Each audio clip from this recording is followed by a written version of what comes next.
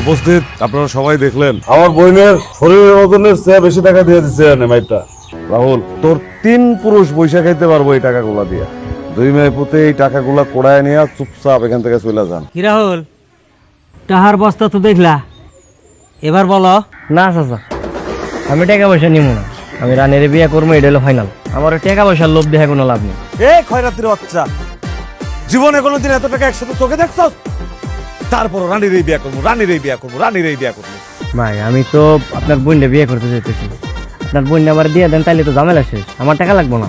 ভাই, এমনি কোনো কাম হইব না। তুমি এক কাম করো, আব্বার পিস্তল দাই না আমার হাতে দাও, আমি একটা গুলি করে মাথার খুলে উড়ামু, বিয়ার শখ মিটে যাইব। হাই হাই, আমার বউ দেখি বিয়ে করার আগেই বিধবা হয়ে যেতে চাই। বাদ দাও না, তুমি বিয়েটা করে ফেলাই, চলো। হ্যাঁ, তোর মতন পোলার আমি বিয়ে করবো? মইরা গেলেও না। এইভাবে তো সমাধান হইতেছে না। মেয়ে তো মোটেই রাজি না, আর এই পরিবারের কেউই রাজি না। রাহুলের মা, তোমার পোলারে বুঝাও। মেম্বার সাহেব, আমার পোলারে অনেক বুঝাইছি, বুঝ মানে না, কি করবো কোন? কতগুলা টাকা রাজি হয়েছে, আপনার সবাই বড় লোক হয়ে যাবো। আরে দাদা, তুই পাগল? এই কটা টেয়ার লোক একেবারে আমি বিয়ে করবো না? হ্যাঁ, পরে যদি আমি বিয়ে করি তাহলে এই টাকা তো কিছুই না। তার টাকা পয়সা পামু তার লাগে জায়গা সম্পত্তি যা আছে সব আমার। তাহলে তার উপর লোকে যাবো। তালুকদার সাহেব, এটা সমাধান কি? 10, 20, 50, 100, 200 না, 500 টাকার বান্ডিলে আমি আমার মাইয়ার ওজনে টাকা দিছি। তাও রাহুলের সমস্যার সমাধান হয় নাই। এই পৃথিবীতে সব সমস্যার সমাধান হলো টাকা, আর টাকা দিয়েও যেটা সমাধান হয় না সেটা হয় বন্দুকের গুলি দিয়া।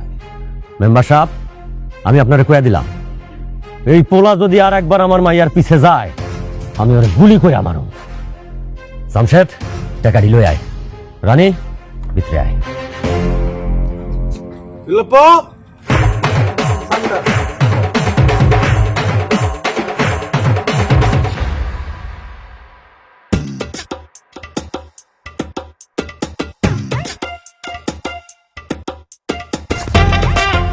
দেখছেন কত সুন্দর জায়গা?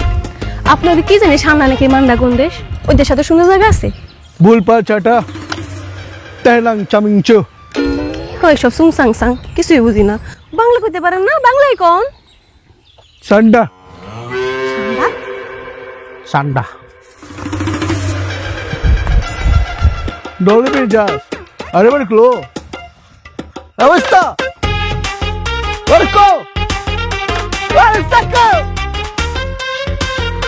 অবস্থা